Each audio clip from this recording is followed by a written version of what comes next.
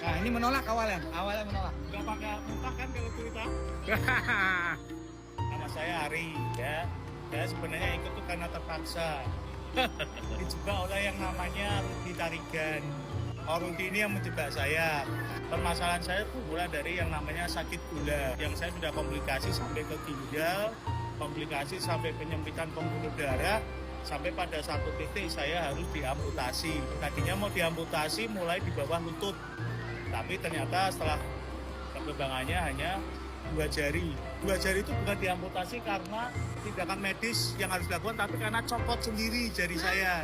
Yang pertama jempol saya itu tiba-tiba meletus, jadi kayak bentuk bunga mawar. Tinggal kelihatan tulangnya itil-itil. Tuh dibersihkan. Setelah 1 bulan tulangnya nggak tumbuh dagingnya. Kalau pernah lihat yang namanya ranting bakar warna hitam, ya seperti itulah ternyata tulang saya yang harusnya gede, jadi sekecil itu. Yang kedua adalah tulang jari saya yang kedua ini. Pada saat saya ikut lomba nyanyi gereja, waktu festival maju di panggung, kok tiba-tiba kaki saya tuh rasa sempit, sepatu saya sempit. Ternyata setelah di ronsen, jari saya tuh udah lepas, tulang di dalam jari saya itu udah hancur. Jadi sudah tidak nyambung dengan telapak kaki. Makanya saya dioperasi dan vonis dokter memang sangat kejam. Mas, kamu harus bed rest minimal setahun, tidak boleh turun dari tempat tidur. Yang kedua, saya tanya, kapan saya sembuh dok? Tahu, memang saya ngerti. Dokter itu bilang seperti itu. Ada pasien saya yang paling cepat itu 6 bulan. Sembuh dok? Enggak, baru bisa turun dari tempat tidur. Kalau sembuh mah enak ya. 6 bulan paling kamu baru bisa merasakan kakimu lagi. Dan memang terbukti ya. Akhirnya yang saya biasanya ngantar sekolah anak-anak itu saya menghilang dari peredaran. Saya betul-betul bed rest itu di tempat tidur sampai kepala saya itu botak, rambut tinggal separuh, kaki saya besar sebelah dan ukuran badan saya udah deh habis, bener-bener tinggal tulang doang. Dan saya bener-bener nggak bisa jalan. Kalau saya mau kemana-mana, kamar saya di lantai 2. Saya naik turun tangga, itu nggak jalan. Kayak suster ngesot. Bener, kalau naik mundur, kalau turun ya satu persatu.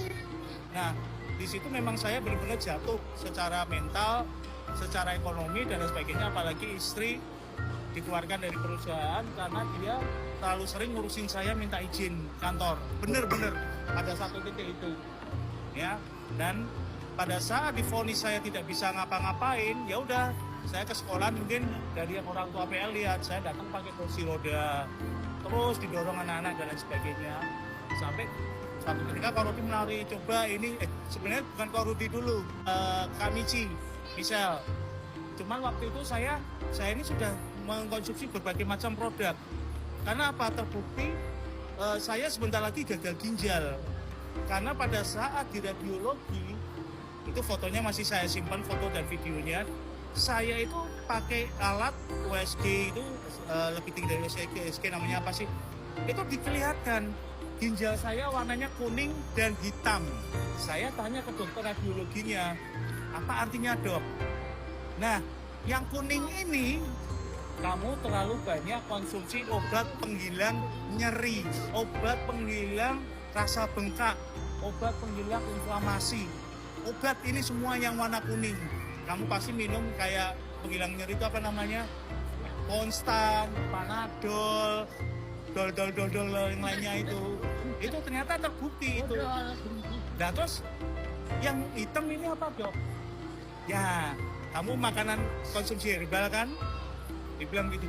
Kok bisa tahu dok? Ini yang warna hitam dan hijau ini adalah residu dari herbal. Kamu minum apa aja? Ya rendeman jati Cina lah, rendeman kayu apalah dan lain sebagainya. Nah, kenapa kamu konsumsi seperti itu? Karena menurut saya takut obat. Saya takut obat gitu loh. Karena ayah saya itu gagal ginjal sampai akhirnya meninggal karena obat.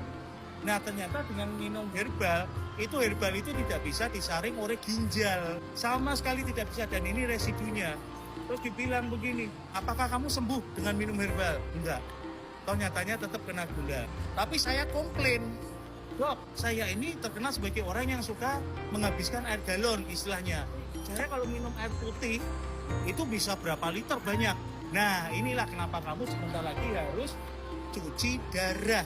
Saya sudah divonis loh. Karena fungsi kreatin dan fungsi ginjalmu itu, kalau orang normal mas, kamu harusnya sudah beberapa tahun yang lalu cuci darah.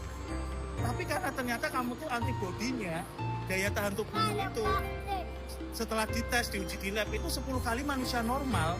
Jadi kamu nggak kerasa fungsi ginjalmu itu tinggal separuh. Dok, saya kan minum banyak. Katanya kalau mau menghindari ginjal harus minum banyak. Nah, inilah salah kaprahnya orang Indonesia. Saya dikasih tahu itu. Kenapa? Berprinsip orang minum banyak itu kena aman dari ginjal. Pertanyaannya, kamu tahu yang namanya sapi gelonggong? Kenapa dia sampai mati akhirnya? Karena ginjalnya nggak kuat, pecah dikasih air begitu banyak. Nah, terus dok, kalau saya nanti setelah cuci darah, bagaimana dok saya untuk cuci darah ini? Saya boleh minum nggak? Oh, kebetulan ada sebelah saya pasien yang sudah cuci darah pakai mesin di tubuh. Dipanggil bapak itu, bapak sini, bapak udah cuci darah kan? Ya. Penyebabnya apa? Gula. Bagaimana bapak minum? Saya satu hari cuma boleh minum air 330 mili satu hari, aqua kecil. Nah, cara minumnya gimana? Ditetes. Karena kalau begitu sudah harus cuci darah, ternyata tidak boleh banyak konsumsi air putih atau apapun itu, cairan itu harus sedikit. Enggak, saya tambah down nih. Nah, singkat cerita sampai pada satu titik, karena saya merasa bahwa saya harus sembuh, saya cari apa sih harus gimana. Obat saya takut, dental saya nggak bisa. Nah, terus apa? Tidur di rumah, kepala semakin rontok rambut. Nah, pada saat itu saya sebenarnya dapat tawaran untuk konsumsi dulu itu Suba, karena diberitahukan dari Generasi, tapi saya nggak percaya. Tadi kan dibilang kalau mau kan harus percaya. Saya nggak percaya. Sampai pada satu titik di bulan Agustus kemarin saya dirilis oleh perusahaan karena dianggap tidak layak untuk bekerja dengan kondisi fisik seperti saya. Benar-benar dirilis. Tawarannya kamu PHK atau mengundurkan diri. Kalau kamu PHK dapat pesangon tetapi tidak mendapat surat rekomendasi bekerja dengan baik. Kalau kamu mengundurkan diri, kamu akan dapat surat rekomendasi tetapi ya apa adanya, sekedar ucapan tali asih. Saya ke dokter, dok ini gimana caranya untuk sembuh? Nah kemudian saya mencoba mulai konsumsi Spoljo. Waktu itu saya cuma beli dulu. Saya masih ingat itu. Saya coba beli itu di minggu ketiga Agustus.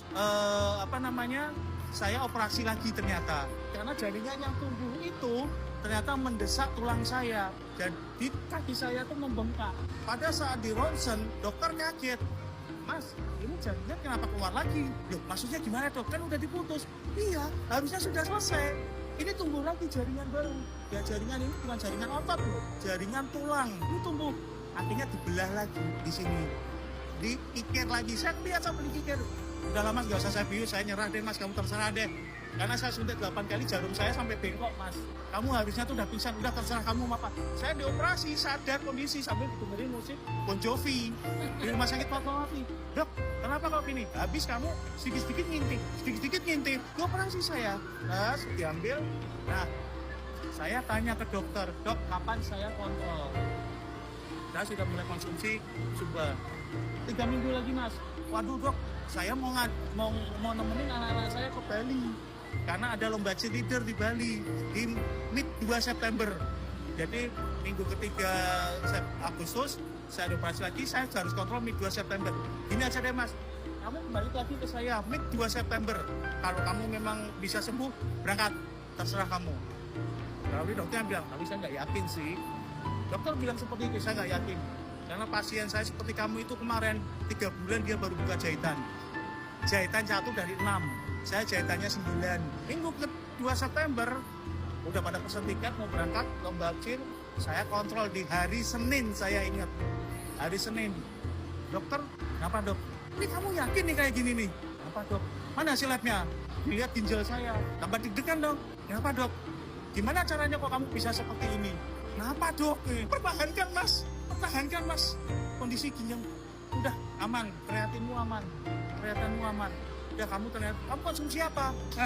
Ayo dong, wah mas kok bisa kayak gini? Ya bener, pas yang kedua jahitan saya bilang semua dibuka. Minggu ke-2 September, dok, terus gimana ini?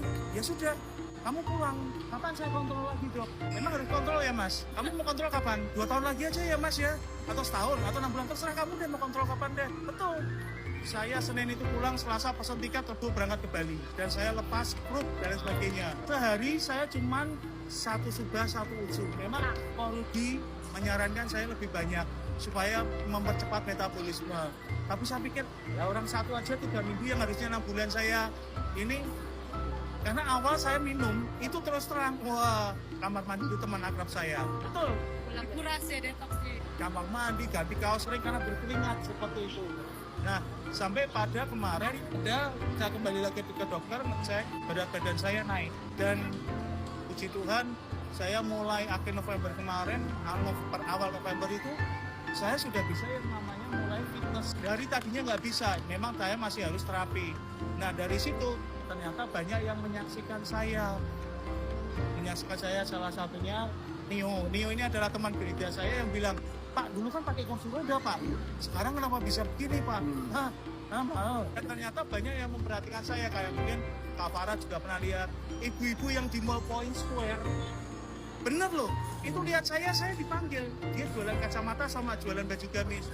Pak, Bapak itu kan dulu yang pakai kursi roda didorong anak-anak kan Pak ya? Iya, waktu itu, dan mereka tertarik. Kemarin mereka memang mau join, tapi ada kendala finansial, terus karena mereka naik seperti itu. Tetapi kemarin mereka menghitung, ternyata Pak kalau benar diseriusi ya Pak ya, 1 bulan itu lebih gede dari gaji saya di toko Pak. Apa saya resign aja ya Pak ya? Atau